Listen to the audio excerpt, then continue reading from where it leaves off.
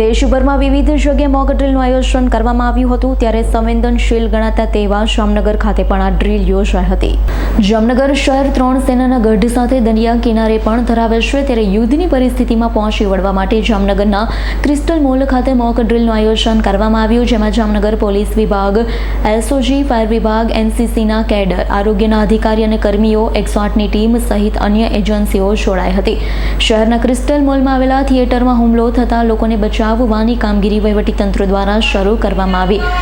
Jamnagar police, fire, 108 સહિતની વિભાગીય team સ્થળ પર પહોંચી હતી. લોકોને રેસ્ક્યુ કરવામાં આવ્યા. મોક ડ્રીલ સમયે જિલ્લા collector Ketan Thakkar, JMC commissioner Modi અને જિલ્લા પોલીસ અધ્યક્ષ પ્રેમસુખ ડેલે સહિતના ઉચ્ચ અધિકારીઓ પણ સ્થળે દોડી આવ્યા હતા. મોક ડ્રીલને સફળતાપૂર્વક પાર પાડી હતી. આજરોજ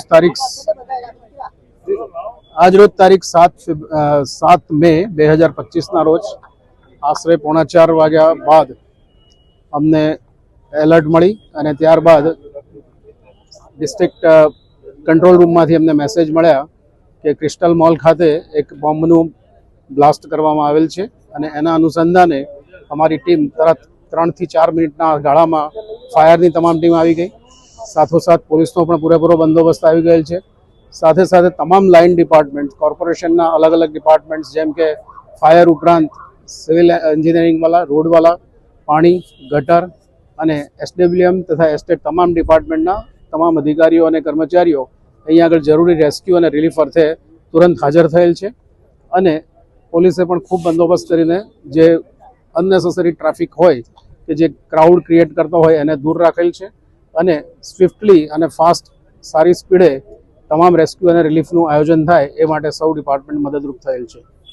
એના અનુસંધાનમાં ફાયરે પણ ઉપર જે લોકો ફસાયેલા છે એમને સલામત રીતે બહાર કાઢ્યા છે અને આશરે 100 લોકો આમાં ફસાયેલા હતા એ બધાનું સલામત રીતે ઇવેક્યુએશન કરાયેલ છે.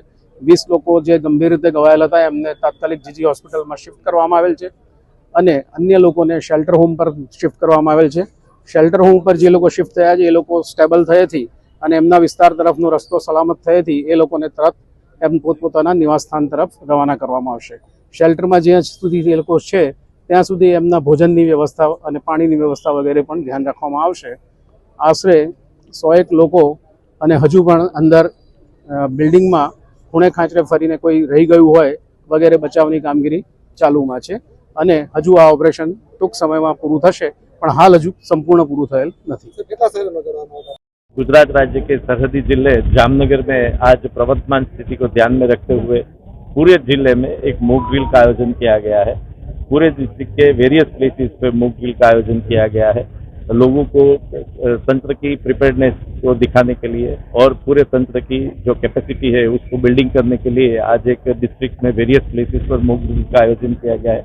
उसमें से एक आज जामनगर शहर में जो क्रिस्टल मॉल है वहाँ पर एयर रेड से हुई नुकसानी की वजह से मॉक ड्रिल का एक सिचुएशन एनहांस किया गया है. यहाँ पर मोर देन 100 पीपल्स उसमें फंसे हुए हैं और जो भी रेस्क्यूड कर दिए गए हैं सबको, और जो भी इंजर्ड है उसको जीजी हॉस्पिटल में, यहाँ की जो सिविल हॉस्पिटल है वहाँ पे ट्रांसफर कर दिया गया है. याद रहे ये पूरा मॉक ड्रिल है, रियल सिनेरियो नहीं है, बट तंत्र की जो प्रिपेयर्डनेस है उसको तय करने के लिए और उसको दिखावे करने के लिए और उसको स्ट्रेंथन करने के लिए आज मॉक ड्रिल का आयोजन किया गया है. पूरे जिले में अलग अलग जगहों पर आज मॉक ड्रिल का भी आयोजन किया गया है. बाद में रात को 8 बजे से रात को 8:30 तक एक ब्लैकआउट का भी हमने ऐलान किया है और पूरी पब्लिक, पूरी जनता, पूरे कॉमर्शियल इंस्टीट्यूशन उसमें हमको साथ और सहयोग देंगे, ऐसी सबसे अपील है. Thank you. संजीव राजपूतનો રિપોર્ટ, S9 ન્યૂઝ, જામનગર. અમારી તમામ માહિતીથી અપડેટ રહેવા માટે જોડાયેલા રહો S9 ન્યૂઝ સાથે.